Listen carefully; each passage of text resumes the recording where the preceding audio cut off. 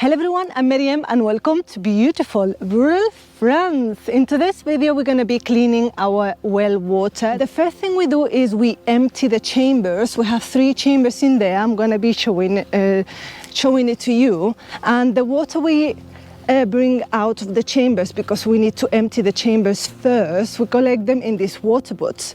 And we save every drop of water for our garden. The only water we don't save is the last bit of water with a lot of iron, as you're gonna see.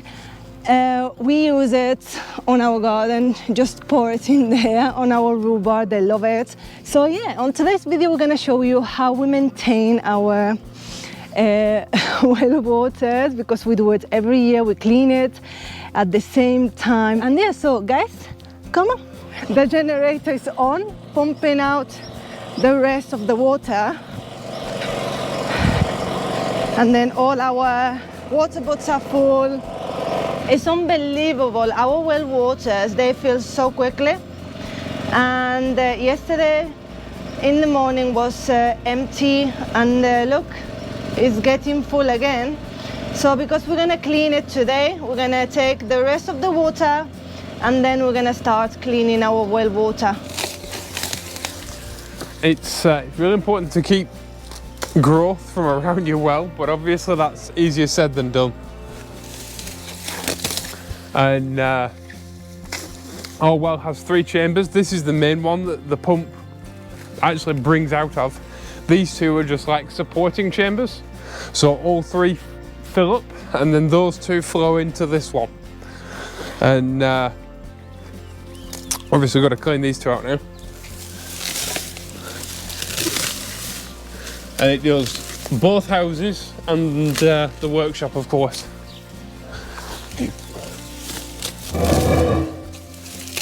And of course the water that we use in the house then goes through a biofilter and goes back into the ground.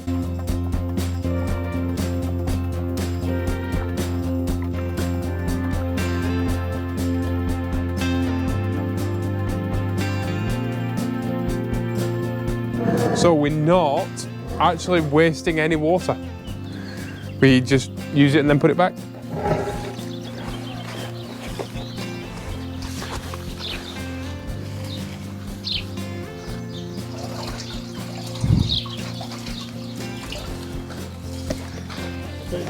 So we're gonna pump out the water from the other chamber.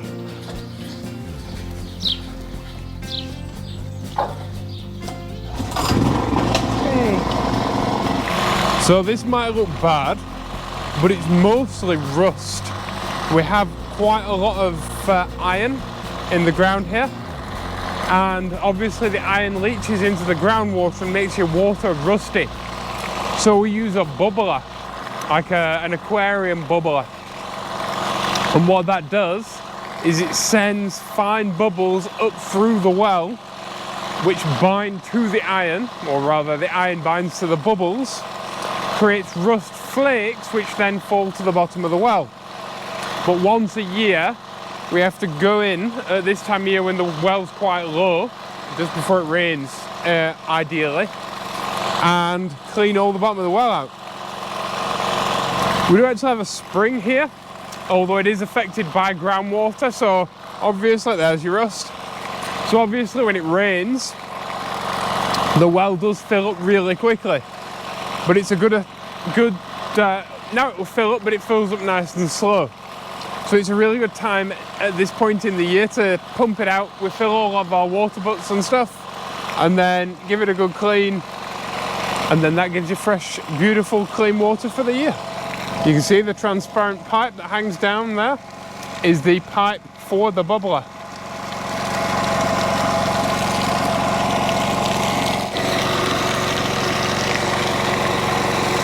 Because the rust flakes are only just heavier than the water, they take quite a long time to float to the bottom, and obviously they pick up more iron oxide on the way down. But we did add a pre-filter to the filters in the house to catch any chunks, because it takes so long for the iron oxide to float down that it was getting picked up and bunging up our filters. So we've added a pre-filter in there just to catch any flakes. That's the downside to the bubbler. And we have it checked regularly as well. That's an important thing. There we go, a year's worth of rust. Now, our water filters for the drinking water actually remove any metals from the water, and the super fine particulate filters. But obviously, it'll make a white t-shirt a bit brown if it's not cleaned out. And so it is really important to do, because otherwise you just block your filters constantly, and it comes out the ground, and therefore the metals that are in the ground tend to be in the water. And it just so happens with us, our base stone is like a grit stone and a granite, and in that there tends to be quite a bit of iron parietes, so like lumps of iron, and that's where you get your brown water from. It's really important to consider your proximity to other things with a well. So for example, are you anywhere near a pig farm, or are you anywhere near a cattle farm? Because obviously that amount of excrement from keeping animals indoors is not great, and that leaches into the groundwater and can ruin your groundwater. Even things like septic tanks. The reason why I don't have a septic tank, we have dry toilets, is to protect my groundwater. It's vitally important, and these are things you really need to consider from a legality standpoint, from a planning permission standpoint, and also from your personal health and well-being standpoint. Obviously, these laws about things like not having a cattle shed within 50 meters exist for a really good reason. So if you're looking for somewhere to buy and you're thinking of being self-sufficient or trying to be as self-sufficient as possible, and you want to use your groundwater, really consider your locality, where you're located. Don't just buy something because it has a well and blindly think that you'll be able to use that water. In fact, you might want to have it tested before you even buy the house, and have that as a stipulation.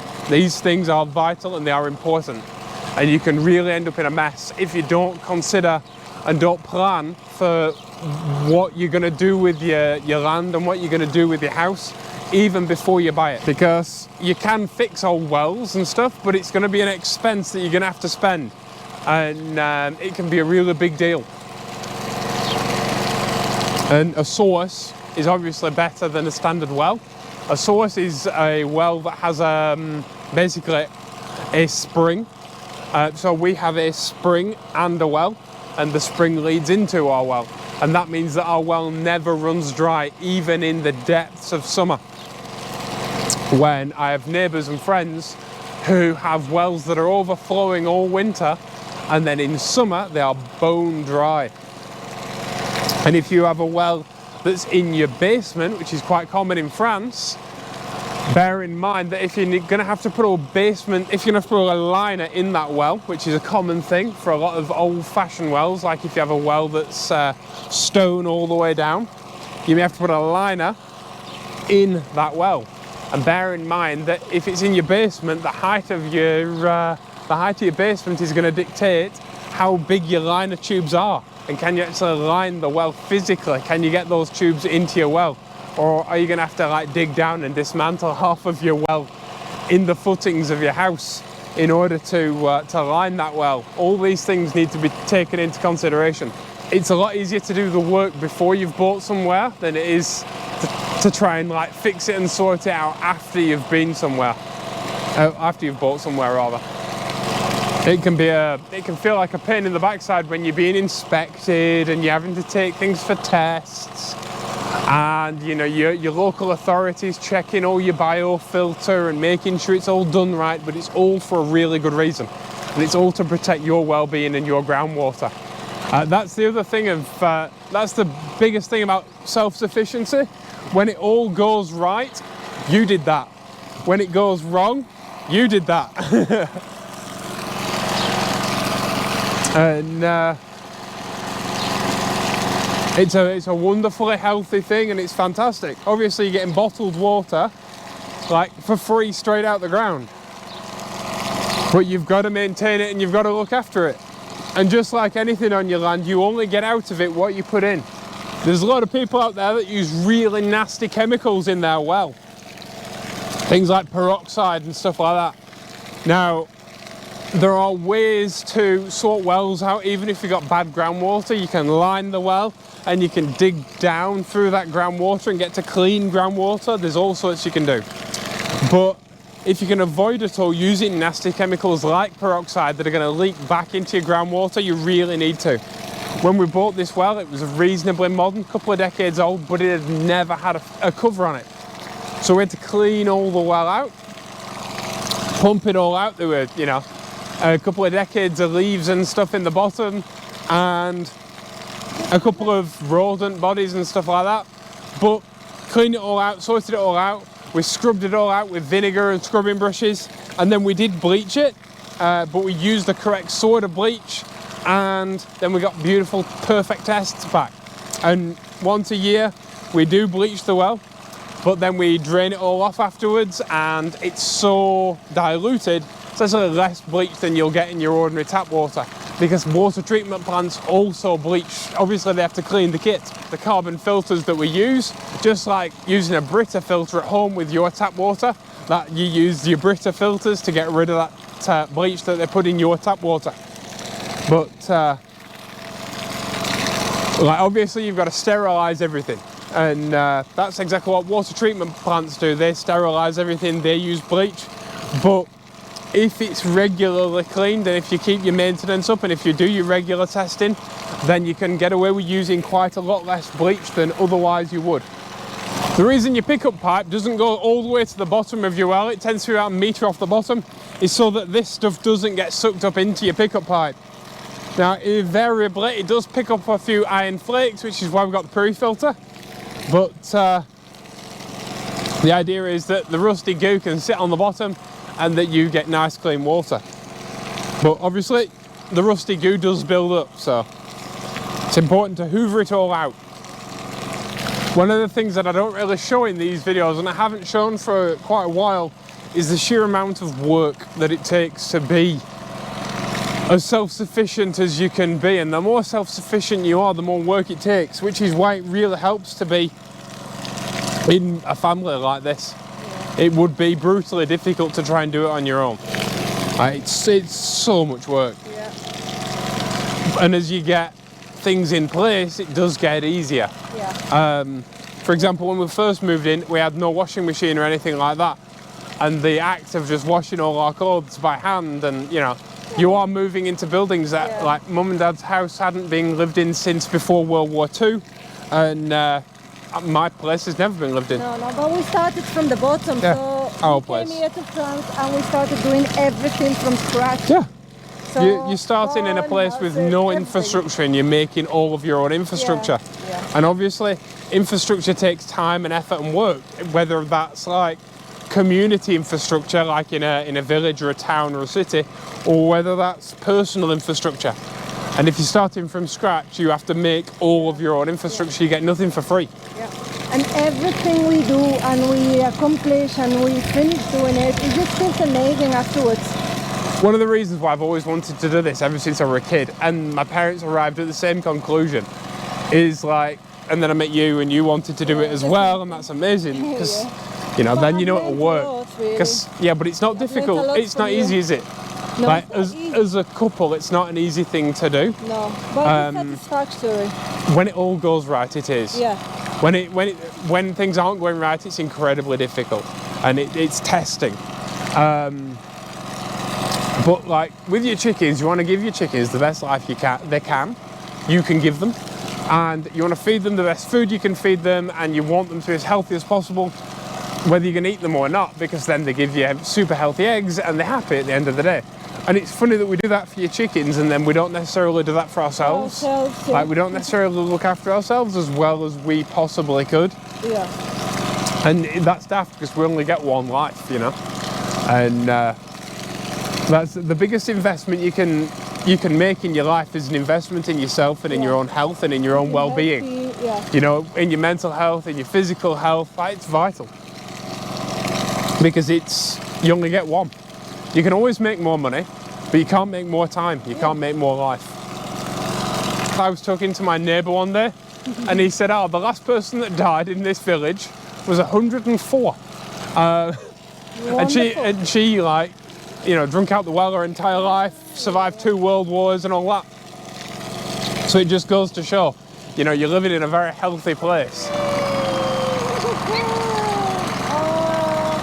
And a Bentley!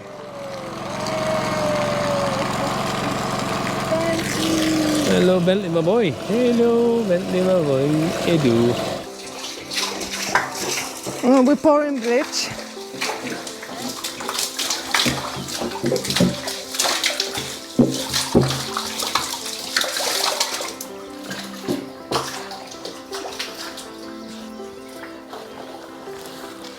Some people use bleach blocks, like it's like a urinal cake. It's like a giant urinal cake, and they make them for like swimming pools and stuff like that. But they're designed to kind of release bleach slowly over a long period of time, which is not ideal for your well, because ideally you want to clean the walls of your well. You want to disinfect your well's like tube, if you will, and then you want to obviously like disinfect the water. But once that's done, you don't want any more bleach. And so you don't want something that's like a slow release. You want to disinfect the walls, disinfect the water, and that'd be it. And then your carbon filters will take care of any bleach, but there's a reason we do it at this time in a year when the well is at its lowest, and we try and do it just before it rains, because then obviously that's going to get massively diluted, and that's the perfect time to do it, because you're better having a high concentration of bleach, or a reasonably like food safe high concentration of bleach in a small amount of water, and then it kills all of your bacteria, than having to use loads and loads and loads of bleach to get that same concentration in a lot of water. And then as the well fills, it will all be clean and nice and wonderful. And like I say, you don't want a slow release. It's not a swimming pool. And even though your carbon filters will get rid of any traces of bleach into your drinking water, so your drinking water will have no bleach in it at all. In a perfect world, you don't want, like, once it's clean, it doesn't need any bleach in it, you know? So you want to use the minimum amount of stuff that isn't very good. Like I said, no peroxide, no stuff like that, if you can help it. The minimum amount of kind of invasive chemicals and invasive treatment.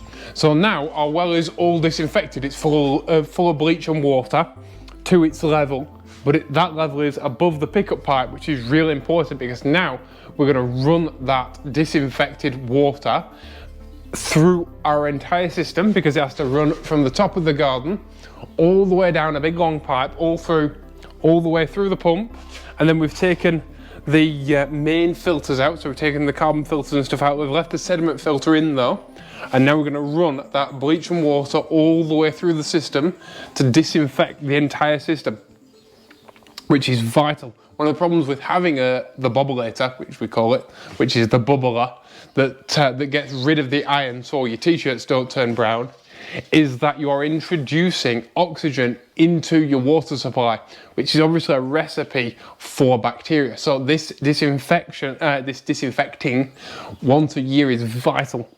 So pop the hose on, and if you're going to mop the floor, mop it now. And if you watch the workshop videos on the other channel and you hear the pump running when we're working, now you know that it's for drinking water.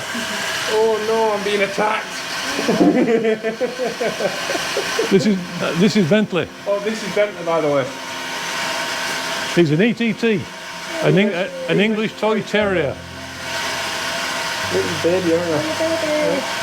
Oh, good boy.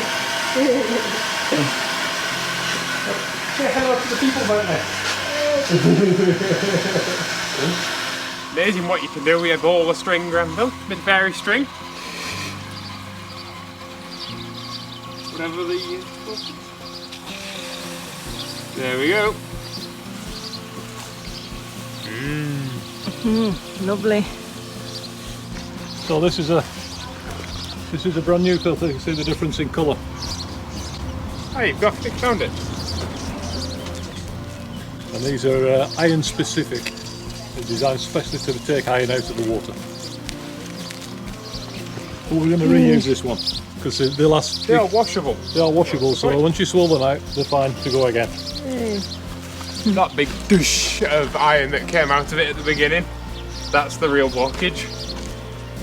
And now you can see that it's actually fresh water's coming out of it, which is nice.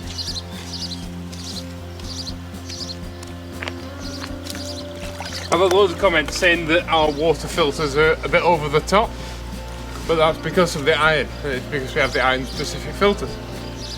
Like I said, depending on where you are, you might have different needs for your filtering and stuff, and some people who live a long way away from anything might actually have like perfectly lovely water coming straight out of the ground, but every well's different, and your well can be completely different from your neighbours.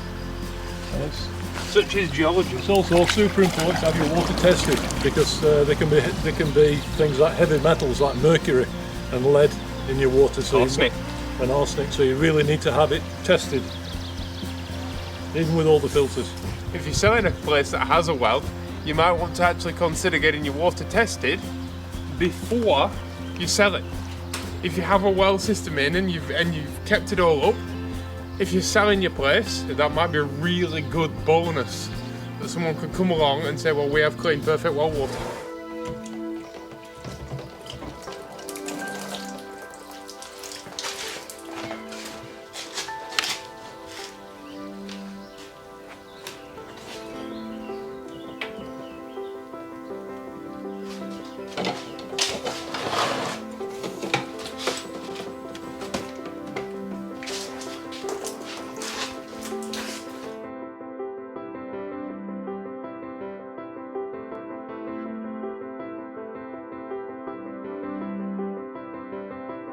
And here you go, this is one of our filters, and you can see that even with the pre-filter, this brown is actually rust, but this is oxidized iron, basically, or iron oxide.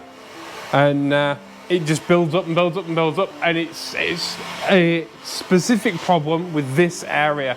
You, in wherever you are in the world, will have your own issues. You might be in a lovely place that has no issues, but I've never heard of a well and I've never heard of a source that kind of doesn't. Every single one's different and they all need treating slightly different, and they all have their own set of requirements and necessities in order to treat them. And if you don't want to go through a big process of like figuring it all out and doing all the research, then you can always pay someone. And if you can afford to do that, that's a lovely, lovely thing, because it's one less thing to think about. Because it is a lot of work and it is a lot of sorting out. But you can see, like, if I squeeze this filter slightly, and this is a washable filter, but that is rust. And ironing it out, it's no bad thing, but obviously you want to filter it and make it all nice and clean. And it is, our system is overkill, but after all, it's your drinking water, and you want it to be absolutely as clean and nice and lovely as possible. And our drinking water does taste absolutely fantastic. And it's funny because we're in Creuse here in France, which is smack bang in the centre of France. And Creuse is famous for its water and for its drinking water. And people from other places in France actually come here to have like the water. It's like Bath in England kind of thing. And there's Roman baths and all that kind of thing. But yeah, and here we are filtering all that iron out. Probably back in the day when people were iron deficient, as you know, as people tend to be if they don't have mega diets, like in the 1400s and stuff like that. Obviously coming here and having iron water that was full of iron and stuff would have been really good for you, because it would have, it's like taking an iron tablet. But yeah, it doesn't have to make a mess of your filters. There you go, as the filters get finer and finer, you go from flakes of rust in a pre-filter to a very brown big filter, and then your carbon filters are clean.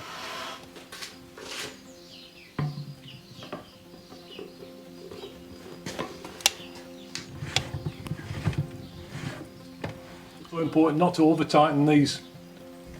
So just hand tight is sufficient. Thing is, if they leak a bit, you can always nip them up. So if they leak a bit, you can always a bit more. But obviously it's a little plastic thread, it's soft, so. There you go, more wheels. Oh, here we go. We're gonna clean the inside. It's full of iron.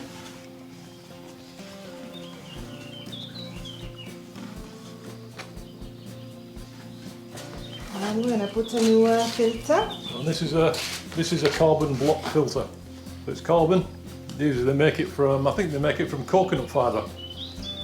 And it's also it's a 5 micron filter. So this is a 5 micron filter, and there's 2 5 micron filters. And these basically they're designed to neutralise chlorine. So we put chlorine in the well to clean it, to get rid of all any bacteria.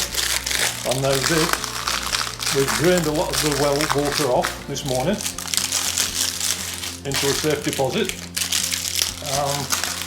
Basically what we're doing now is we're going to let the well fill back up again, which will dilute the chlorine even further.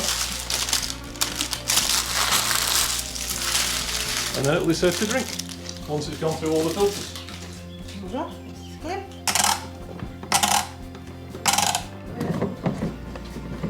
So the further you go on the filters, the cleaner they get. As you can see, less irony, rusty. So I'm gonna clean it as well. We'll clean them all before we put any filters in them. And now each country has guidelines about what is acceptable in drinking water, and funnily enough they're all different. But Britain has much more relaxed rules than France. Whether that's a good thing or not, that's down to your own interpretation and your own standards, I suppose. But I actually quite like the fact that the French ones are super strict, and I think the French ones are super strict because there are more people here that use well water. I think because it's a bigger thing, they've taken the steps necessary to ensure that more people are alright. Whereas in the UK, most people, because it's a tiny country, most people have mains water. You know, the UK is what, 4 times the size of, 4 times smaller than France with the same population, is it? Yeah. Something like that. And because of that, everybody's quite close together, obviously. It's an island. But because of that, most people are on mains water. Very few people actually using well water. So the time and money and effort that it takes to make proper legislation to control water quality in wells isn't necessarily a priority the same as it is here in France, where we are far and away very spread out. It's like septic tanks. Not many people using septic tanks in the UK, is there? No, not compared to not compared to here. It's like much less of a thing. So I think we're going to be changing the, what we're going to be changing, Andrew? This pipe. This And the pipe. hose that runs from the final No. filter to the tap. And the reason is it's not in a box. And so it's because it's not in a box, it gets light into it. And that UV can grow stuff. And so because that one specifically allows light into it, and it's not in a box, it should be in a box, we're going to change it. Yeah, And we're swapping to new line that doesn't let light in. that's better. We do need to box all this in. Not just for UV and light and stuff, but because the thing is, no matter how good a filter casing is, it may still let some light in. But also because it's flipping loud when we're filming in here. It's not just so, we need to winterise it.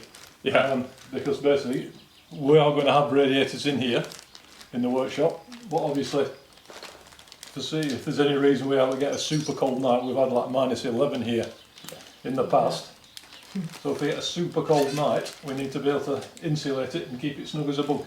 That, and it's super loud when we're working. Yeah, as well. Can't wait until we've got radiators in here in winter and we can work in like one. Yeah, well, good in there, guys. Yeah. If you've been watching the mosquito build, and you've been watching my other channel, our other channel, which is the Oliver Pickard, and you know there hasn't been loads of videos. I'm on holiday. I'm still working, we're still doing, but I'm on We'll holiday. never have holidays. So. No, I'm on holiday. This is my holiday. Holiday for work. Still working on the Mozzie, we're doing finish welding and stuff, but it's not really worth filming, it's just more welding, and so I'm just going to let Dad crack on. And then we've been working on the pond, and we're going to be working on the house and stuff, because I'd really like to be in before the end of November, fingers crossed. So guys, click that bell icon and subscribe to help us, because that will mean a lot to us. No, but it's a help. Yeah. So but I'm on holiday. As well. Hence the unshaved and unkemptness of myself. I haven't even brushed my hair this morning. We're working. Yeah. I'm not working, I'm on holiday. I'm working on the house. I'm not editing video or uploading video and all that. We don't have home internet here, and so I have to upload all the videos to both channels remotely. Yeah. And that takes a lot of time out of your week. And with the time it takes to like edit and upload videos and all of that, that's time away from the house, time away from the land. So I'm simply just cracking on here a bit and doing some stuff that really he's doing, because I want to be in, and having a bit of a break from it as well. Because what is it they say? A change is as good as a rest. Yep. Yeah. And there's not much chance of getting much rest around here. So that's it. Yay! All new filters. So we've got the iron specific filter, which we've washed and reused. We do have a spare one, but these do a couple of years, so they're fine. So I'm going to keep them clean. We generally flush them out every 4 to 6 months, depending on how much rain we've had. If we've had more rain, we need to clean them less. But if we have less rain, obviously the water that comes up from the ground is from deeper.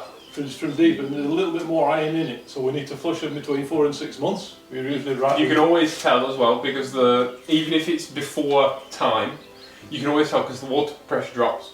Yeah. The water pressure drops just slightly, and we find that we're not making as much drinking water, don't we? Yep. So we've got the iron specific one, the sediment filter, the 5mm micron sediment filter. We've got 2 carbon filters, and then it goes up through the pipe into another sediment filter, which reduces the iron even further. We have 2 more carbon filters, and then we've got the Film Tech membrane, the reverse osmosis membrane, and an inline filter, which is super fine. Yeah. The inline filters, like you have, like a lot of people have in their, like you can get one into your sink at home. Yeah, like it's an like under-sink one. Yeah. So basically it pressurises all the system, and then what happens is then you get fresh drinking water in here, which we can then pour off on the tap, which will eventually be plumbed into both houses. We're actually going to get a bigger tank than this. This is a 5-gallon one. They make a 14-gallon one. We're going to swap this out for a 14-gallon one. And what that is, it's a big pressurised balloon. So as the water goes in, obviously water doesn't like to pressurise, so that sphere is pressurised and it pushes against the pressurised gas that's in the tank and fills it up and pressurizes that gas, and then when you turn your tap on, it squirts your water in and gives you water pressure without using a pump, because obviously you've got one pump, you don't want to have a second pump. Yeah, so all we're going to do now, we're going to leave it. Now we're not going to turn the system on. They're all clean, they're all nice and shiny now. We're not going to put the pump on until tomorrow morning. Yeah. And basically what happens then is the well will fill up. The bleach that's in the well will get diluted even further, which then will be removed by these 4 carbon filters. But then what we'll have to do before we even drink anything is we'll drain off the charcoal filters. Yeah, to get rid of all the black. And we have a second tap that's between these 2, these 3, 4, and these, and then that way the black that comes out of those doesn't bung up these filters. And so we can bleed those off separate and then do those. Simple. As part of building the house, I'm going to make a little patio out the back of the house here, and we're going to put a carport over there, because you might have noticed, but we have a thing about cars and we need somewhere to put them all. Now, along with that, we have 2 5,000 litre water containers, and these are going to form part of the retaining wall. So when we dig all of the back of this out, which of course will help with our damp proof system and prevent the houses getting damp, which we've mentioned in other videos. So if you've got damp in your old house, make sure you go and watch those after you've watched this. But these will fill with the water from the roof because we have a huge catchment area here with our roofs. So the guttering will all empty into these big water butts, and then we can water the gardens all summer without having to dip into the well, which is ideal. Right now we kind of not got the houses up and running, we're not using washing machines, that kind of thing, so we're using very little water from our well. So it's okay that we are using it, you know, in the garden. After all, we're taking it out of the ground and then put it back in the ground just a few meters away. But ideally, it'd be great if we could run an irrigation system with a pump and kind of a hose and water things that way rather than walking around with watering cans, because that takes time every single morning. It's a lot of time and it's a lot of effort. And the more time that we spend doing stuff like that, the less time we spend making videos, living life, editing, and of course building houses. And this is one of the problems with having no infrastructure. So this is a major part of our infrastructure. We bought these from our local feed retailer. So like the place that sells animal food, they also do troughs and stuff like that. And they sell big water tanks. So like I said, we're gonna dig all of this out down the back of the house, and we're gonna have a nice little patio area so we can sit and drink our coffee out of the sun in summer, in the morning. And these are going to form part of that retaining wall, so then we're sunken into the ground out of the way of the sunshine, because that's one of the most important things with tanks like these, alkathene pipe, all that kind of thing, is that the only thing that can damage it is sunshine. And here in summer we get an abundance of sunshine, so we're going to bury them, then they won't be ugly in the garden, and we'll have water all summer long in excess. And plus, yeah. And we can always set up like an outdoor shower and that kind of thing, so that if we are in the garden and stuff like that and you fancy an outdoor shower, we can have an outdoor shower without using well water. Yeah. How awesome is that? Yep. Do your research. If you're interested in all of this stuff, if you want to do all of this stuff, if you're looking for a place where you can do all of this stuff, the best thing to do is buy well. It's like making a fast car. It's easier to start with a fast car and then make a fast car faster. If you start with a place that has all of the right bones, it's a lot easier to build a self-sufficient place rather than just starting with a place and trying to make that place self-sufficient, isn't it? Yeah. Right, so thank you for watching. Please be awesome for that. Make sure that you like, comment and subscribe, because that really helps us. It boosts us in the analytics, it gets these videos seen by more people. And we started this, well, I started filming the barn videos way back when to try and help people, as well as kind of give people a bit of a break, because there's a lot of misinformation out there about this kind of stuff. There's a lot of wrong information. We spent forever trying to learn about all this stuff and get it right, and there's a lot of people doing a lot of weird stuff out there. And so we're making these videos for you, so make sure that you help us to get the word out there and help people find these videos. And also we did all the work ourselves, so with all this system we put in ourselves, and the solar panels we put in ourselves, so we understand it start to finish. Yeah, so thank you all for watching. Please be awesome to each other. And see you in the next video. See you in the next one. Bye bye.